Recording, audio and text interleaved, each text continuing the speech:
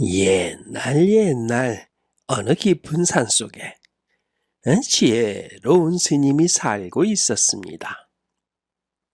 스님의 가르침을 듣기 위해 전국 각지에서 젊은 제자들이 찾아왔고요. 그들은 스님과 함께 산속절에서 수행하며 지혜를 배우고 있었지요. 어느 가을날이었습니다. 스님은 제자들과 함께 산길을 걸으며 단풍 든 나무를 바라보았습니다. 스님은 문득 제자들에게 이런 질문을 던졌어요. 너희들은 세상에서 가장 헛된 일이 무엇이라고 생각하느냐?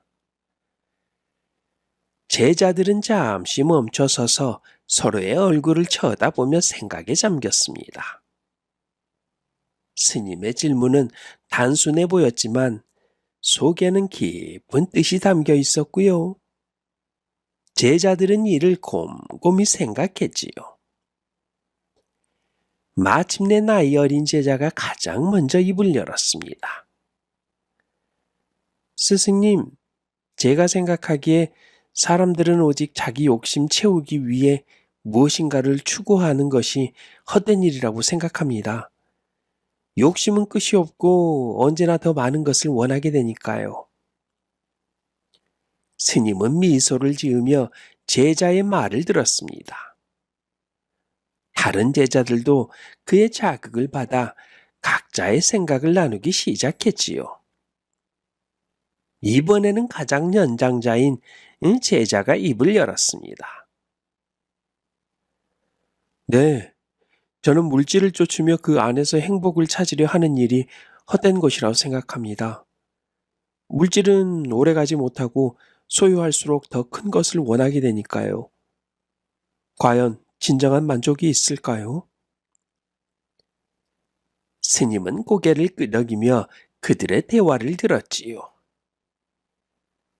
그리고 산길을 따라 조금 더 걸어가다가 스님은 제자들에게 한 가지 옛날 이야기를 들려줍니다. 이야기는 이렇습니다. 옛날 어느 마을에 가난하지만 지혜로운 나무꾼이 살고 있었습니다. 그는 집이 좁고 가진 것이 거의 없었지만 매일 나무를 하며 자신의 작은 집에서 가족들과 소박하게 살고 있었어요. 그러던 어느 날 나무꾼이 산속 깊은 곳에서 커다란 보물상자를 발견했네요. 보물상자 속에는 눈부신 금과 은이 가득 담겨 있었습니다. 그리고요, 나무꾼은 이 보물로 마을 최고의 부자가 될 꿈에 부풀었지요. 그러나 그 순간 나무꾼의 머릿속에서 목소리가 들려오네요. 이 보물은 네가 원하는 것을 다 이루어 줄 것이다. 하지만 보물을 쫓다 보면 나중에 가장 소중한 것을 잃을 수 있음을 기억하라. 나무꾼은 잠시 고민했지만 결국 보물을 가져가기로 결심했습니다. 그는 보물을 팔아 큰 집을 짓고 더 많은 땅과 가축을 사들였지요. 마을 사람들은 그를 부러워했고 그는 마을에서 가장 영향력 있는 사람이 되어갔습니다. 하지만 시간이 흐를수록 그의 마음은 점점 욕심으로 가득 차기 시작했지요. 그는 더 많은 금을 모으고 싶었고 그 욕망은 끝이 없었습니다. 그러던 어느 날 나무꾼은 자신이 가족들과 함께하는 시간을 점점 잃어버리고 있다는 사실을 깨달았지요. 그가 매일 욕심을 채우기 위해 떠날 때마다 가족들은 외로움 속에 남겨졌고요. 그의 마음은 점점 더 공허해져 갔습니다. 결국 그는 아무리 많은 금은보화를 가졌어도 진정한 행복을 느낄 수 없다는 사실을 알게 되었지요. 그때 나무꾼의 머릿속에 처음 그에게 경고를 해주었던 목소리가 다시 들려왔습니다. 보물을 쫓다 보면 가장 소중한 것을 잃을 수 있다고 말하지 않았느냐? 이제 무엇이 진정으로 소중한지 깨닫게 되었냐? 나무꾼은 그제서야 자신의 잘못을 깨닫고 보물보다 중요한 것은 자신이 잃어버린 가족과의 시간, 소박한 삶 속에서 느끼던 작은 행복이라는 것을 알게 되었습니다. 다음 이야기입니다. 옛날 어느 평화롭고 작은 마을에 이서방이라는 양반이 살고 있었습니다. 그는 넉넉한 재산과 높은 지위 덕분에 평소에 풍족하게 지냈고요. 마을 사람들에게 자주 자랑을 하며 자신의 위세를 과시하곤 했지요. 특히나 인정받고 싶어하는 성격 때문에 무언가를 시작하면 더 크고 더 화려하게 만들어 자신의 이름을 떨치는 것을 목표로 삼았습니다. 사람들은 이서방의 성격을 잘 알고 있었고요. 그리고 그의 자랑이 지나치다고 생각할 때도 있었지만 대놓고 비판을 하거나 그러지는 않았습니다. 마을에서 가장 부유한 양반인 만큼 그를 함부로 대할 수 없었기 때문이었지요. 그러던 어느 날이었습니다. 이서방의 자랑거리가 없어졌지요. 그건 뭐냐면 더 이상 자랑할 일이 없게 된 그때란 말입니다. 그러던 어느 날 이서방은 마당을 둘러보다가 한 가지 생각이 떠올랐습니다. 자신의 집 뒷마당에 아름다운 연못을 만들기로 한 것이에요. 이 마을에는 그저 논과 밭만 있을 뿐 눈길을 끄는 아름다운 연못 하나 없구나. 내가 마을에서 가장 아름다운 연못을 만들어 자랑할 수 있다면 얼마나 좋을까? 그렇게 해서 이서방은 연못을 파기 시작했습니다. 일꾼을 불러 큰 구덩이를 만들고요. 맑은 물을 채운 뒤 그 위에 아름다운 연꽃을 심었지요. 연꽃이 완성되자 그 마을 사람들을 불러 연못을 자랑했습니다. 사람들은 이서방의 연못이 참으로 아름답다며 칭찬을 아끼지 않았지요. 이서방은 그 칭찬에 무척 만족했고요. 한동안 매일 연못을 둘러보며 기쁨에 젖었습니다. 그러나 시간이 지나자 이서방은 점점 더 큰 욕심이 생기기 시작했어요. 내 연못이 이 정도는 부족하지 않나? 마을 사람들에게 좀 더 감탄을 자아내게 만들 수 있을 텐데. 그는 자신의 연못을 더 넓히기로 결심했습니다. 그리하여 연못을 크게 확장하고 다양한 물고기를 넣었지요. 붕어도 넣고 잉어도 넣고 송어 같은 물고기들이 아주 그냥 연못을 헤엄치며 화려한 빛을 반사할 때 그는 다시 한번 마을 사람들을 불러 자랑을 했습니다. 마을 사람들은 더욱 감탄을 하며 칭찬을 했지요. 하지만요, 이서방의 만족은 오래가지 않았습니다. 사람들의 칭찬이 무뎌질 즈음 그는 또다시 더 크고 아름다운 연못을 꿈꾸기 시작했어요. 더 많은 물고기 그리고 더 화려한 것들을 넣어야지.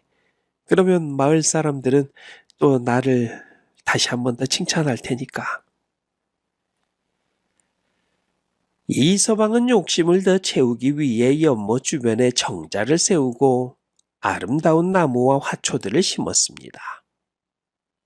이로 인해 마을 곳곳에 아름다운 연못이 소문나기 시작했고요. 심지어는 근처 마을에서도 구경꾼들이 찾아오기 시작했어요. 그의 연못은 유명해졌고 그는 마치 왕이라도 된 듯한 기분에 취했습니다. 하지만 연못이 커지고 사람들의 발길이 잦아지면서 마을 사람들의 일상은 점점 더 불편해졌지요.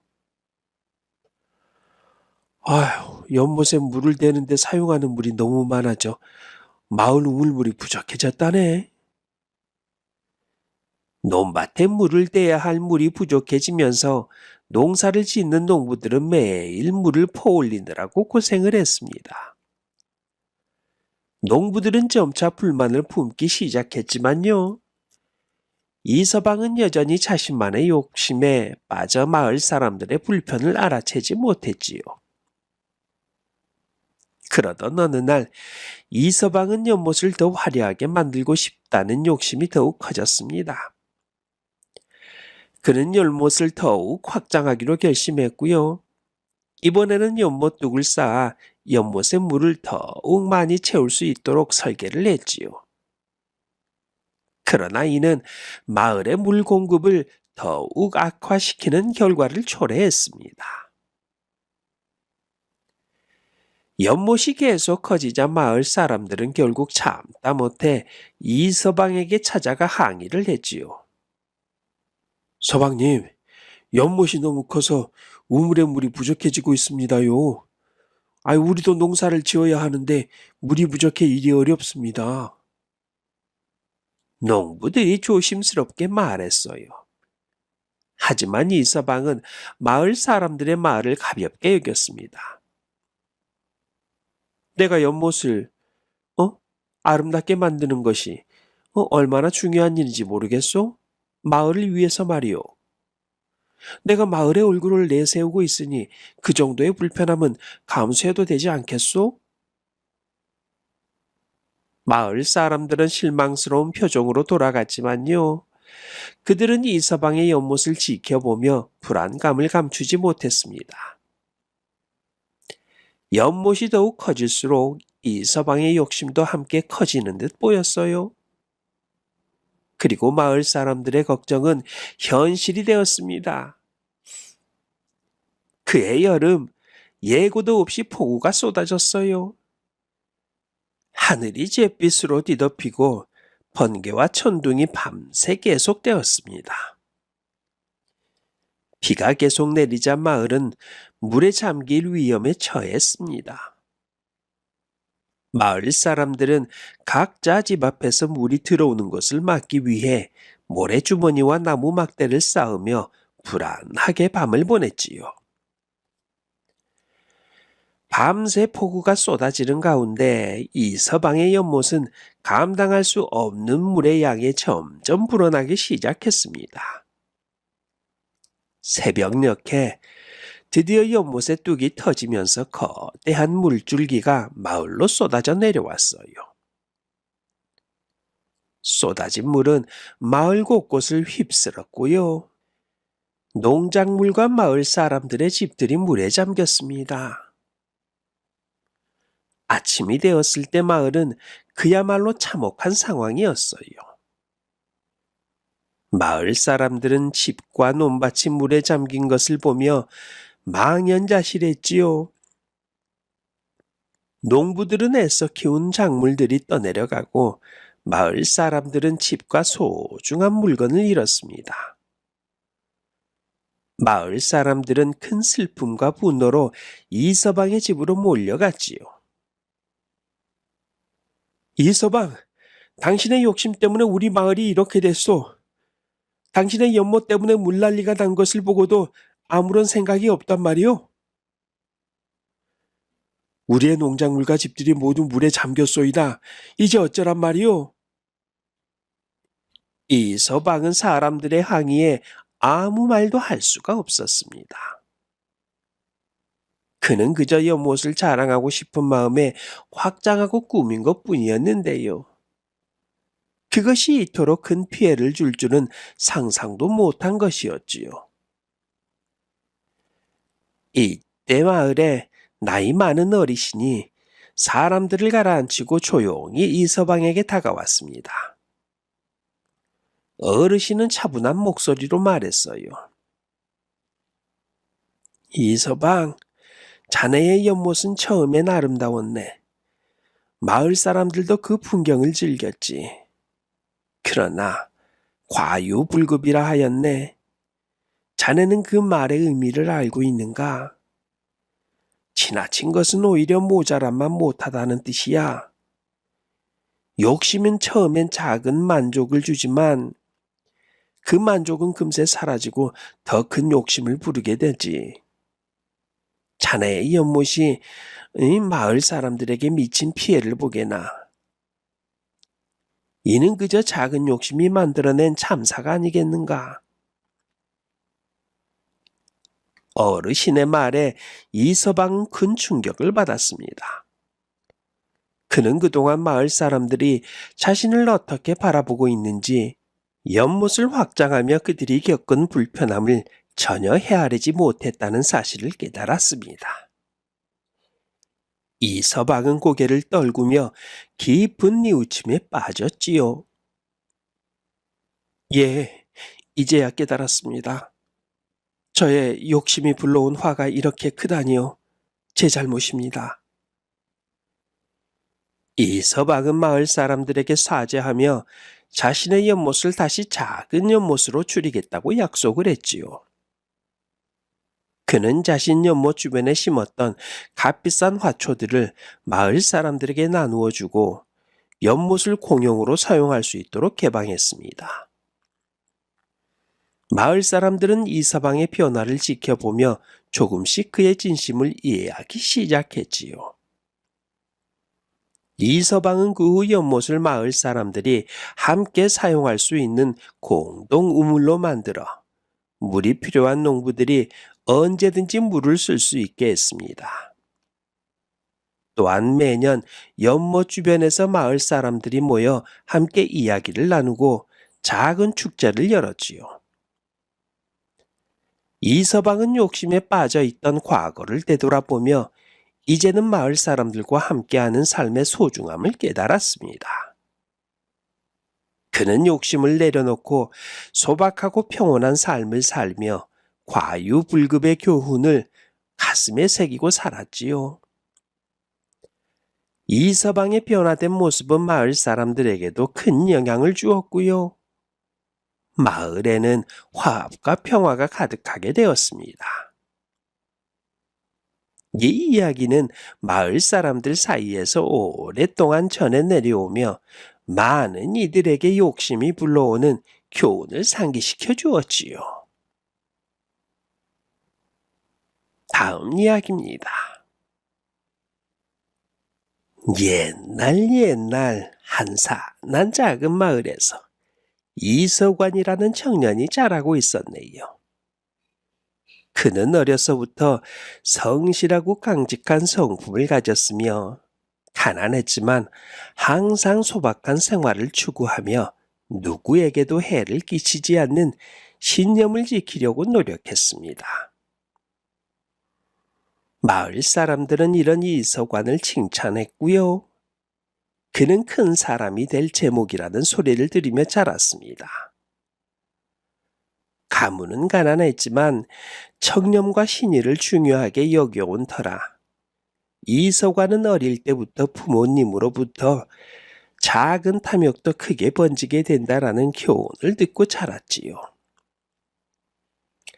이서관은 과거 시험에 여러 번 도전한 끝에 마침내 급제하여 관리로서 조정에 나가게 되었습니다.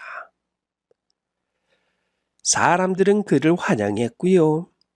그의 가족과 마을 사람들은 모두 그의 청렴과 헌신적인 마음을 믿고 기뻐했지요. 이서관은 조정에 나아가면서 첫 임지로 산골의 한 지방에 파견되었습니다. 그곳은 백성들이 가뭄과 잦은 도적의 피해로 인해 매우 고통받고 있던 곳이었어요. 이서관은 처음에는 관리로서 이들을 어떻게 도와야 할지 고민을 했지만 곧 백성들과 같은 눈높이에서 이해하고 돕는 것이 관리의 본분이라 여겼습니다. 그는 백성들과 함께 들판에서 농사를 돕고 직접 물을 길어오는 일도 마다하지 않았지요. 그의 헌신에 백성들은 감동을 했고요. 그를 진심으로 존경하게 되었습니다.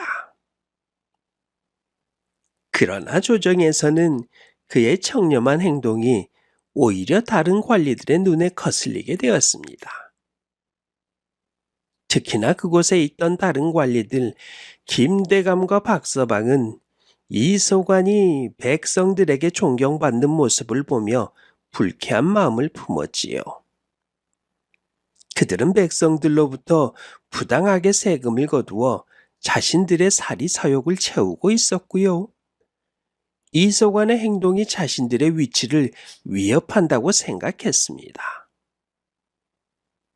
김대감과 박서방은 이소관을 조정에서 밀어내고자 몰래 음모를 꾸미기 시작했지요. 이서관이 청렴하고 백성을 위해 일하는 관리라는 소문이 퍼져나가면 그들의 악행이 들통날 것이라 두려웠기 때문입니다. 그들은 이서관이 자신들의 계획에 방해가 될 때마다 작은 꼬투리를 잡아 그의 행동을 비판하기 시작했습니다. 그러던 어느 날 조정에서는 이서관에게 중요한 임무가 주어졌네요. 한 지역의 흉년 문제를 해결하고 백성들의 상황을 조사하라는 것이었습니다. 그는 임무를 받고 지방으로 떠나게 되었고요. 그가 없는 동안 김대감과 박서방은 그를 함정에 빠뜨릴 계획을 세우게 되었지요. 김대감은 박서방에게 귓속말로 말했습니다. 이소관이 떠나 있는 이번에 그가 청렴한 척하는 것을 끝장내야 하네. 내가 오랜 시간 쌓아온 명성을 깎아내리는 꼴을 더 이상 두고 볼 수가 없네. 박서방은 비열한 미소를 지으며 대답했습니다. 좋은 생각입니다, 대감님. 제가 좋은 방법을 생각해 보겠습니다. 그렇게 두 사람은 음모를 꾸미기 시작했습니다. 그들은 몰래 이서관의 집 근처에 있던 버려진 밭을 찾아내어 그곳에 금화가 묻힌 보물 상자를 숨겨두기로 했지요. 이서관이 지방에 떠난 뒤 그들은 자신의 수하를 시켜 그 금화를 발견하는 척하고 사람들을 불러 모았습니다. 그때 박서방이 크게 소리를 쳤어요. 이소관이 청렴한 척하면서 몰래 금화를 숨겨두었다. 그는 가난한 백성을 속이고 탐욕에 눈이 멀어 이렇게 부를 축적하고 있었던 것이야. 백성들은 충격에 빠졌습니다. 그들이 존경하던 관리가 부정한 재산을 쌓아왔다는 소문이 빠르게 퍼져나갔지요. 이서관의 집 근처에 묻힌 금화 소문은 마침내 조정에까지 도달했습니다. 이서관의 명예는 크게 훼손되었고 그는 아무것도 모른 채 임무를 마치고 돌아오는 길에 도둑으로 오해를 받고 있었지요. 이서관이 돌아와 마을로 들어오자 백성들은 그를 의심스럽게 바라보았습니다. 아무 말 없이 수군거리는 백성들의 시선에 이서관은 당혹감을 느꼈지요. 그리고 조정에서 급히 소환된 이서관은 모든 상황을 듣고 충격에 빠졌습니다. 그는 금화에 대해 전혀 알지 못했지만요. 사람들이 자신을 의심의 눈초리로 바라보고 있는 것을 보며 깊은 자괴감과 절망에 빠졌지요. 그가 너무 억울한 나머지 잠을 이루지 못하고 있을 때 그 옆을 지키던 동료 관리 한 명이 위로하며 말했습니다. 이소관, 이 일은 분명 모함임이 분명합니다. 그러나 억울함을 호소하더라도 이를 믿어줄 리가 많지 않을 것입니다. 관리로서 더욱 조심스럽게 행동했어야 합니다. 이 서관은 그제야 과전불람리라는 말을 떠올렸습니다. 오이밭에 들어가 신발을 고쳐 신지 말라는 말처럼 그는 처음부터 이러한 의심을 피할 수 있도록 신중히 행동했어야 했다는 것을 깨달았습니다. 왕은 이 사건을 듣고 직접 조사를 명했습니다. 왕은 이서관이 그동안 청렴하게 지냈다는 사실을 알고 있었지만은 직접 진실을 밝혀야 한다고 판단을 했지요. 왕은 이서관을 불러 그동안의 모든 상황을 설명해 보라고 명령했습니다. 이서관은 무릎을 꿇고 간절히 왕에게 진실을 호소했지요. 폐하, 저는 단 한 번도 부정을 저지른 적이 없습니다. 백성을 속이거나 나라를 속이는 일이 있을 수 없습니다. 그러나 저는 지금 과전불람리라는 교훈을 가슴에 새기고 있습니다. 오이밭에서는 신발끈을 고쳐매지 말라는 경고처럼 의심을 불러일으킬 만한 행동을 삼가해야 한다는 것을 깨달았습니다. 저의 부주의로 인해 폐허와 나라에 심려를 끼쳐 송구할 따름입니다. 왕은 이서관의 말을 깊이 새겼고 그가 진심을 다해 청렴하게 살아온 관리임을 기억하고 있었습니다. 왕은 조정의 신하들에게 철저한 조소를 명령하고 그 배후에 음모가 있지는 않은지 파헤쳐 보도록 했지요. 왕의 명령에 따라 조사가 시작되었고요. 김대감과 박서방이 꾸민 계략이 하나씩 드러나기 시작했습니다. 조사관들은 금화가 묻힌 장소와 이서관의 평소 생활을 철저히 조사했으며 그 과정에서 금화가 이서관이 아닌 다른 누군가에 의해 숨겨졌다는 결정적인 증거가 드러났습니다. 사람들은 김대감과 박서방이 이서관을 모함하기 위해 금화를 묻었다는 사실을 알게 되었고요. 이 음모는 모두에게 폭로되었지요. 왕은 진실을 밝히고 이서관의 청렴함을 인정하며 다시 그를 조정에 임명했습니다. 또한 김대감과 박서방은 그들의 악행에 대한 대가로 엄중한 처벌을 받게 했지요. 이서관은 마침내 자신의 억울함을 풀게 되었고 마을 사람들은 다시 그를 존경의 눈길로 바라보게 되었습니다. 그러나 이서관은 이번 일로 깊은 교훈을 얻었지요. 그는 과전불람리라는 말이 단지 의심을 피하기 위한 것이 아니라 청렴한 삶을 사는 그에게는 더욱 큰 책임과 신중함이 필요하다는 의미라는 것을 깨달았습니다. 그 이서관은 자신에게 더욱 엄격해지며 조정에서도 더욱 조심스럽고 신중하게 처신했지요. 마을 사람들에게는 아무리 청렴하더라도 의심을 살 만한 행동은 스스로 피하라는 교훈을 전하며 그 중요성을 강조했습니다. 이서관의 이야기는 오랫동안 사람들 사이에서 전해져 내려왔고요. 과전불람리, 오이밭에서는 신발끈을 고쳐매지 말라는 교훈은 청렴한 사람일수록 스스로 더욱 신중해야 한다는 것을 일깨워주는 지침으로 많은 이들의 마음에 남아 조심스러운 삶의 자세를 상기시키는 이야기가 되었습니다. 다음 이야기입니다. 옛날 어느 마을에 관진과 보석이라는 두 청년이 있었습니다. 어릴 때부터 같은 마을에서 자란 이들은 각기 다른 성격을 가지고 있었지요.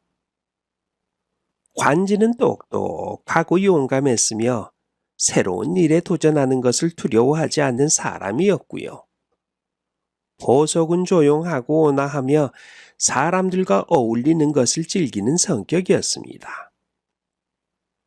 성격은 다르지만 두 사람은 서로의 장점을 존중하며 어릴 적부터 뗄래야 뗄 수 없는 단짝이 되었지요. 그런데 어느 날이었습니다. 마을에 떠돌이 선비가 찾아왔네요. 그는 세상의 이치를 깨달은 사람이라며 마을 사람들에게 학문을 가르치기 시작했고, 관진과 포석은 그의 제자가 되어 배우기 시작했습니다. 관진은 책과 이론을 배우는 데에 뛰어난 재능을 보였고요. 날카로운 통찰력으로 선비의 가르침을 빠르게 습득해 갔지요. 반면 포석은 서두르지 않고 천천히 배우며 배운 것을 사람들에게 나누고 도움을 주려는 마음을 가졌습니다. 그러던 어느 날 밤 관진과 포석은 산을 오르며 서로의 꿈을 나누게 되었지요. 관진은 장차 큰 일을 이루어 나라에 도움이 되고 싶다고 했고요. 포석은 작은 마을에서 사람들을 도우며 조용히 살아가고 싶다고 했습니다. 관진은 이에 말을 하네요. 포석, 나는 너처럼 조용히 살아가는 것도 귀한 일이라는 것은 알고 있지만 나는 큰 일을 하고 싶어. 조정에서 나라를 위해 일하는 것이 내 꿈이야.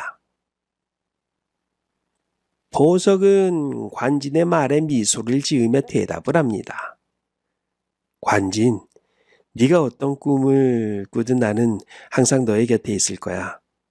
어려운 일이 생겨도 언제든 나를 찾아와. 두 사람은 별이 빛나는 밤 하늘 아래에서 굳은 우정을 맹세했습니다. 서로의 길을 존중하며 그 길이 험난할지라도 끝까지 서로를 돕고 지지하기로 한 것이지요.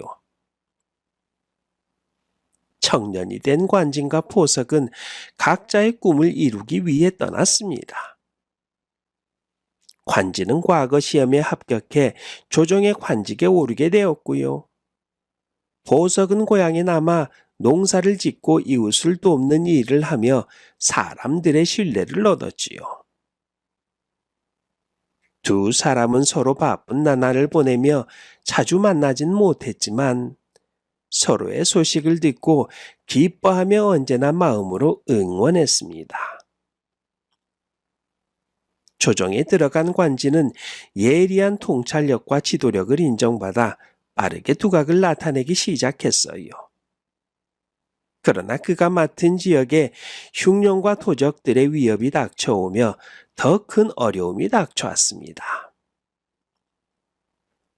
관진은 도적들을 처벌하고 엄하게 다스려 혼란을 진압하려 했지만 백성들은 어려운 상황에 더해 엄격한 통치에 불만을 품기 시작했지요. 조정 내에서도 관진의 강경한 태도를 불편하게 여기는 이들이 생겨났고요. 그의 명예를 훼손하려는 이들 사이에서 냉혹한 관리라는 소문이 퍼지기 시작했습니다. 이 소문은 고향에 있는 포석의 귀에까지 들어갔습니다. 포석은 친구가 그런 일을 했을 리 없다고 믿었지만 무언가 오해가 있었을 것이라고 생각하며 관진을 찾아가기로 결심했지요. 관진을 만난 포석은 그가 백성을 위한 마음에서 한 일이라는 것을 알았지만 조금 더 온화한 접근이 필요함을 조언했습니다. 친구, 나는 네가 백성을 위한 마음이 있다는 것을 누구보다 더 잘 알지. 하지만 너의 의도와 다르게 전달될 때가 있는 것 같네. 조금 더 백성들의 입장에서 생각하고 다가가 보는 건 어떨까? 관진은 보석의 조언을 진지하게 받아들였고요. 이후 백성들과의 소통을 더욱 중요하게 여기게 되었습니다. 그는 서서히 백성들에게 신뢰를 얻으며 조정에서도 그의 변화를 인정하게 되었지요. 이렇게 이 첫 번째 위기를 극복하면서 두 사람의 우정은 한층 더 깊어졌습니다. 그러던 중 보석은 고향에서 작은 지방관직을 맡아 백성들을 돕는 일을 이어갔지요. 그의 성실하고 온화한 성격 덕분에 사람들의 신뢰를 얻었고 지역사회에서 그의 영향력은 날로 커져갔습니다. 그러나 시간이 지나면서 마을을 위협하는 세력이 늘어났고요. 보석은 힘에 부치는 어려움을 겪게 되었습니다. 보석은 마을을 위해 군사의 도움이 필요하다고 판단하여 관진에게 도움을 요청했습니다. 관진은 즉시 군사를 이끌고 보석이 있는 지역으로 향했지요. 그는 군사를 지휘해 도적들을 제압하고 마을을 안전하게 지키는 데 성공을 했습니다. 보석은 친구가 먼 길을 달려와 자신을 도와준 것에 대해 깊은 감동을 받았고요. 두 사람은 서로에게 더욱 깊은 신뢰와 애정을 느끼게 되었지요. 이후로도 관진과 보석은 서로의 길에서 서로를 돕고 지원하는 우정을 이어나갔습니다. 관진은 조정에서 백성을 위한 정책을 펼치며 이름을 알렸고요.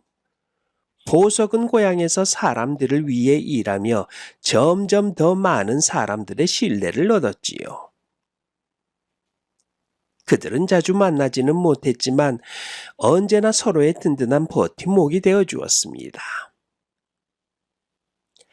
세월이 흐르며 관진은 조정에서 높은 자리에까지 오르게 되었습니다. 그의 명성과 권력이 커지자 그를 시기하는 정치적 적들도 늘어나기 시작했지요. 몇몇 고위 관료들은 관진이 왕의 신임을 받으며 조정에서 영향력을 넓히자 위협을 느끼기 시작했습니다. 이들은 관진을 끌어내리기 위한 음모를 꾸미기 시작했지요. 보석은 친구의 상황을 듣고 그가 어려움에 처해 있다는 사실을 알게 되었습니다. 그는 조정으로 가서 관진의 결백을 증명하기 위해 노력했지요. 그러나 보석의 증언만으로는 관진의 무죄를 증명하기에 충분하지 않았고요. 정치적 적들은 관진에게 누명을 씌우기 위해 끊임없이 음모를 이어갔습니다. 보석은 관진의 결백을 증명하기 위해 위험을 무릅쓰고 증거를 수집하기 시작했고요. 그는 자신을 위험에 빠뜨리면서도 관진을 위한 증거를 모아 나갔고 결국 그의 노력으로 관진의 결백이 입증되었지요. 왕은 관진이 억울하게 모함당했다는 사실을 알게 되었고 곧 왕은 그의 명예를 회복시켜 주었습니다. 관진과 보석은 함께 모든 시련을 극복하며 진정한 우정이 무엇인지를 깨달았습니다. 비록 각자의 길을 걸었지만 두 사람은 서로의 든든한 버팀목이 되어 주었지요. 서로의 차이점을 인정하고 서로의 꿈을 지지하며 함께했던 시간은 그들에게 더없이 소중한 추억으로 남게 되었습니다. 마을로 돌아온 관중과 보석은 이제 서로를 위해 살기로 결심했습니다. 관진은 조정의 관직을 내려놓고 보석과 함께 마을에서 조용히 살아가며 젊은이들에게 우정과 의리에 대해 이야기해 주었지요. 그들의 이야기는 마을 사람들에게 큰 감동을 주었고요. 마을 사람들 역시 그들의 깊은 우정을 본받아 서로를 도우며 살아가게 되었습니다. 그 후로도 두 사람은 서로를 지지하며 함께 세월을 보내며 죽을 때까지 친구로 남아 있었지요. 그들의 이야기는 관포지교라는 이름으로 전해지며 세대를 넘어 진정한 우정의 상징이 되고 있습니다. 다음 이야기입니다.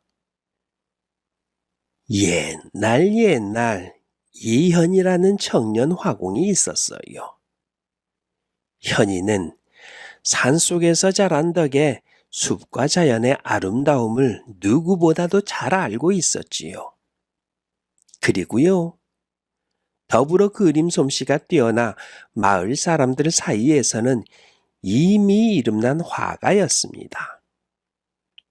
사람들은 그가 그린 사슴이나 새 그림을 보며 감탄을 했고요. 현희의 그림은 서울에서도 소문이 날 정도로 그 기교가 뛰어났어요. 그러나 현희는 늘 자신의 재능에 불만을 느끼며 자신이 도달하지 못한 높은 목표를 바라보았습니다. 그는 유명한 화가들의 작품을 보며 나는 저 정도 경지에 아직 못 미치는구나 하고 생각하곤 했지요. 그런데 어느 날 그에게 아주 특별한 도전이 찾아왔습니다. 그 마을에 사는 부유한 상인이 그에게 이렇게 말을 건네는 것이었어요. 바로 이것이 큰 도전이었습니다. 특별한 도전이었던 것이지요. 어이, 이 마을에서 가장 뛰어난 화가가 너라는 소문이 자자하네. 나를 위해 호랑이를 그려줄 수 있겠나? 현희는 잠시 망설였지만요. 상인의 요청을 받아들이기로 했습니다. 그는 자신의 그림 실력을 인정받고 싶다는 열망에 불타올랐고 상인의 제안이 자신을 더 높은 경지로 끌어올려줄 기회라고 생각했지요. 네, 물론입니다. 저에게 며칠만 말미를 주십시오. 그렇게 시간을 주시면 이 마을 최고의 호랑이 그림을 그려드리겠습니다. 이현은 자신감 있게 대답을 했습니다. 이현은 호랑이를 그리기 위해 준비를 시작했지요. 산속을 돌아다니며 호랑이의 흔적을 찾고 사냥꾼들에게 호랑이에 대한 이야기를 들으며 호랑이의 특징을 세세하게 이해하려고 노력했습니다. 그러나 호랑이는 산 깊숙이 숨어 모습을 드러내지 않았고요. 그는 진짜 호랑이를 본 적은 없었어요. 그는 이내 실망했지만 상인의 기대와 자신의 명예를 위해 반드시 완벽한 호랑이를 그려야 한다는 생각에 사로잡혔습니다. 내 그림이 진정한 호랑이처럼 보이려면 더 강렬하고 더 날카롭게 그려야 해. 그래야 정말로 호랑이처럼 보일 거야. 사실 난 호랑이를 본 적이 없지만. 현희는 점점 더 큰 압박감에 시달렸습니다. 그는 호랑이를 더욱 위압적이고 웅장하게 보이게 하기 위해 세세한 부분을 더욱 강조하기 시작했지요. 호랑이의 발톱은 더 길게, 이빨은 더 날카롭게, 눈빛은 더 무섭게 그리려다 보니 점차 과장되고 무리한 모습으로 변해갔습니다. 그러다 보니 호랑이의 강렬함은커녕 마치 큰 개와도 같은 어색한 모습이 되고 말았어요. 이현은 그 그림을 완성해 나가면서도 뭔가 잘못되었다는 생각을 했지만 상인이 기대하는 모습과 자신의 자존심을 포기하지 못했습니다. 며칠 뒤 상인은 기대에 찬 표정으로 이현의 작업실을 찾아왔습니다. 이현은 자신의 그림을 상인에게 보여주며 자랑스럽게 말했지요. 여기 있습니다. 아마도 이 마을 근처에는 살지 않은 그런 호랑이일 겁니다. 정말 강렬해 보이지 않나요? 그러나 상인의 얼굴에는 실망이 가득했습니다. 상인은 그림을 한참이나 들여다보네요. 그러다가 결국 이렇게 말을 합니다. 이게 호랑이인가? 아니면 개인가? 분명 호랑이를 그려달라고 부탁했는데 마치 덩치가 큰 개 같군. 이현은 얼굴이 붉어졌습니다. 그는 분명 호랑이를 그리고자 했지만 자신의 욕심과 과장된 표현 때문에 본래의 의도와 전혀 다른 결과를 내고 만 것이었지요. 상인은 그에게 충고했습니다. 무릇 그림은 화가가 자신의 실력에 맞춰 그려야 하네. 너무 과한 욕심은 오히려 좋은 그림을 망치게 되는 법이지. 진정한 호랑이를 그리고자 한다면 호랑이 자체에 집중해야지. 상인이 떠난 후 이연은 한참 동안 자신의 그림을 바라보며 깊이 반성했습니다. 그는 자신이 가진 실력과 한계를 인정하지 않은 채 욕심만 앞세운 결과가 이와 같은 실수를 불러왔다는 것을 깨달았지요. 그제야 그는 화호유구라는 말을 떠올리며 무리한 목표는 오히려 자신을 나락에 빠뜨릴 수 있다는 교훈을 깊이 새기게 되었습니다. 실망과 자책 속에 빠져있던 이현은 다시 한번 호랑이를 관찰하기 위해 산속을 찾아갔지요. 이번에는 과장된 모습을 그리려 하지 않고 진짜 호랑이의 본래 모습에 집중했습니다. 호랑이를 찾을 수는 없었지만요. 호랑이가 지나간 발자국이나 나무에 남은 흔적, 호랑이의 자연스러운 모습이 남아있는 흔적들을 관찰하면서 호랑이에 대한 깊은 이해를 쌓아갔지요. 며칠 뒤 이현은 새로운 마음으로 다시 그림을 그리기 시작했습니다. 이번에는 더는 과장하거나 불필요한 요소를 첨가하지 않았어요. 오히려 소박하게 호랑이의 자연스러운 모습에 집중했습니다. 그는 자신의 부족함을 인정하고 자신만의 방식으로 호랑이를 담아내기로 결심한 것입니다. 마침내 그는 호랑이 그림을 완성했지요. 이전처럼 화려하거나 과장된 모습은 아니었지만요. 이번 그림은 진정성 있게 호랑이의 기운과 품격을 담아내고 있었습니다. 상인은 다시 이연의 그림을 보고 감탄하며 말합니다. 이제야 진정한 호랑이의 모습이 보이는군. 자네가 그림에 담아낸 이 호랑이는 과하지도 모자라지도 않으면서도 진정한 기운을 품고 있네. 그 후로도 이현은 많은 사람들에게 그림을 부탁받았지만요.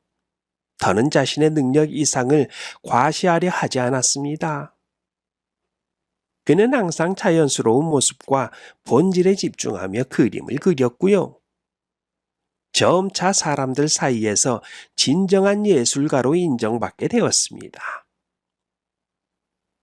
이현은 욕심으로 가득했던 자신의 과거를 떠올리며 화호유구라는 교훈을 가슴 깊이 새기게 되었지요. 이후 이현은 나라 전역에서 인정을 받았고요. 그의 작품은 마치 자연을 그대로 담아낸 듯한 아름다움으로 오랫동안 사람들에게 사랑을 받았습니다. 그는 더 높은 목표를 추구하되 자신의 능력과 본질에 집중하는 것이 진정한 예술의 길임을 깨달았지요. 다음 이야기입니다. 옛날 춘추전국 시대의 혼란한 시기, 작은 나라 위나라는 인구와 군사력이 부족해 주변의 강대국들에게 자주 위협을 받는 상태였습니다. 위나라의 백성들은 그럼에도 열심히 농사를 지으며 하루하루 성실히 살아가고 있었고요. 이들이 지니고 있는 유일한 난식은 나라를 지키는 도진 장군이었습니다. 도진 장군은 전장에서 수차례 승리를 거둔 경험이 풍부한 인물로 백성들에게 신뢰받는 지도자였지요. 그러던 어느 날 급한 전갈이 전해졌습니다. 강대국 초나라가 수십만 대군을 이끌고 위나라를 향해 진격하고 있다는 소식이었어요. 초나라의 군대는 무장 상태가 뛰어나고 잔혹하기로 유명했습니다. 전령은 땀에 젖어 떨리는 목소리로 보고를 하네요. 장군이, 초나라의 대군이 국경을 넘고 있습니다. 그들의 무기는 강하고 병력은 우리와 비교도 되지 않습니다. 많은 백성들이 두려움에 떨고 있습니다. 도진 장군은 이 말을 듣고 깊은 고민에 빠졌습니다. 그는 위나라를 지킬 책임을 가지고 있었고 싸워야 한다는 명령이 떨어질 것을 예감했지요. 위나라의 왕은 나라의 존폐가 걸린 중요한 전쟁을 앞두고 깊은 불안 속에 있었습니다. 그는 도진 장군을 불러 전쟁을 맡기며 간절하게 말했지요. 장군, 이 나라를 지켜줄 사람은 오직 그대뿐이요. 백성들은 그대만을 믿고 있으며 나라의 운명을 그대의 손에 맡기겠소. 도진 장군은 고개를 깊이 숙이며 왕의 명령을 받아들였지요. 왕의 눈에는 불안과 초조함이 가득했지만 도진 장군은 차분하게 고개를 끄덕였습니다. 그는 오랫동안 왕을 모셔왔고 그 믿음에 보답하기 위해 모든 노력을 기울이겠다고 결심을 했지요. 폐하, 저에게 맡겨주십시오. 저는 백성들과 나라를 위해 제 모든 것을 다하겠습니다. 도진 장군은 초나라와의 전쟁에 대비해 군사들을 집결시켰습니다. 병사들은 전투에 나갈 준비가 되어 있었지만 초나라 대군에 맞서 싸워야 한다는 사실에 내심 두려움을 느끼고 있었지요. 도진 장군은 병사들에게 나아가 격려의 말을 전했습니다. 우리는 강대국과 맞서야 하는 작은 나라에 불과하다.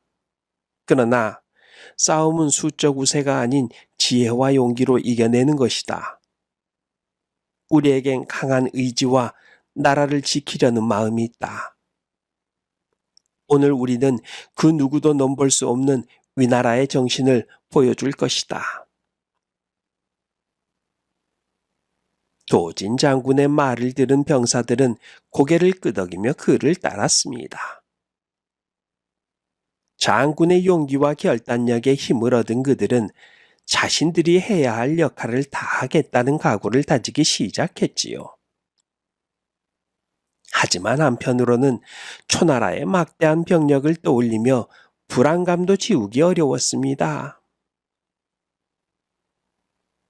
드디어 초나라 군대가 위나라의 국경에 다다랐습니다. 위나라 군사들은 방어선을 구축하며 초나라 군대를 막아내려고 했지만 초나라의 병력은 그들의 상상을 초월했습니다. 초나라 군사들은 강력한 돌파력으로 위나라 방어선을 압도했고요. 위나라 군사들은 힘겨운 싸움 속에서 점차 밀려갔지요.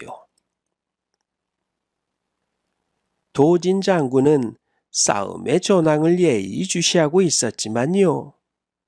점차 불리하게 돌아가는 상황을 지켜보며 마음이 무거워졌습니다.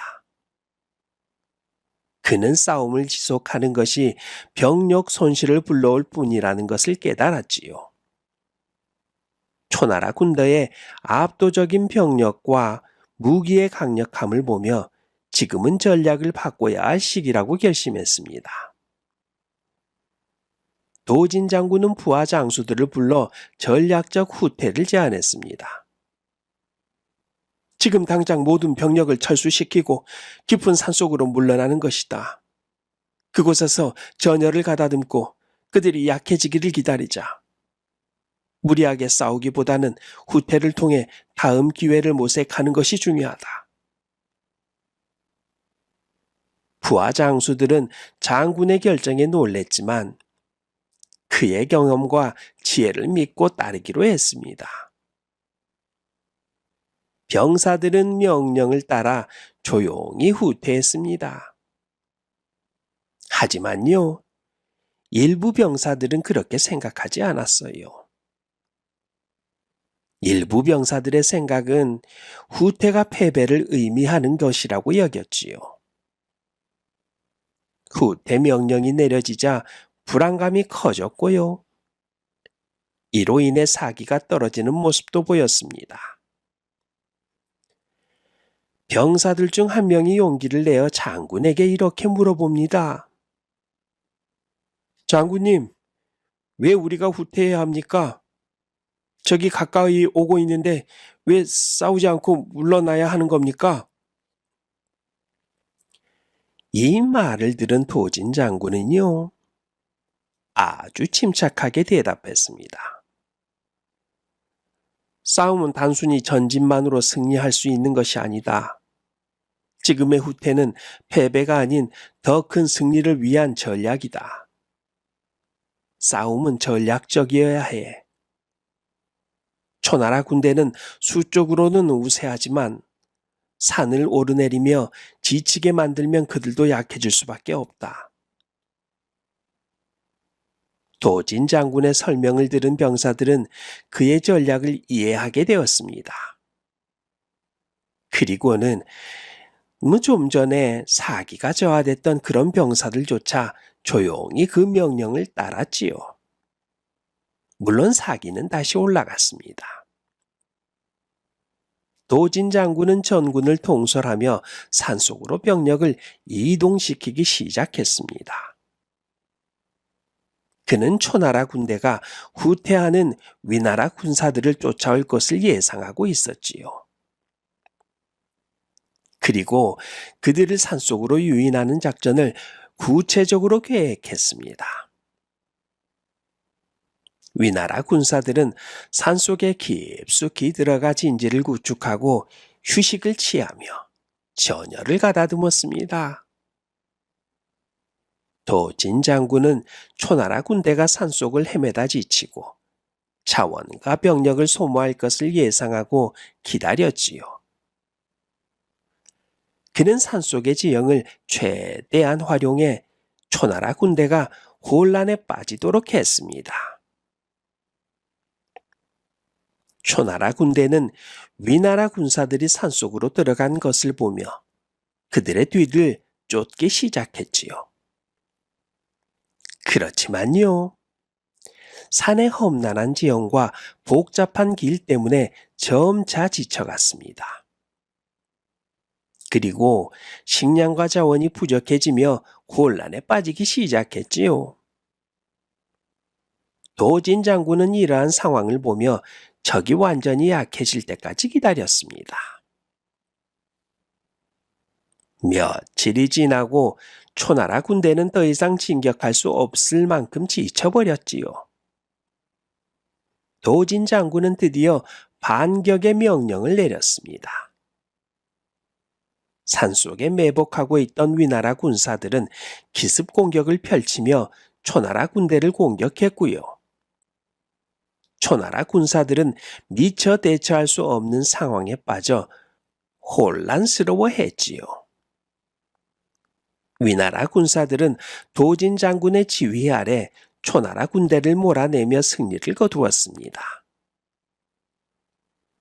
초나라 군대는 더 이상 싸울 수 없는 상태에 이르렀고요. 결국 후퇴하기에 이르렀습니다.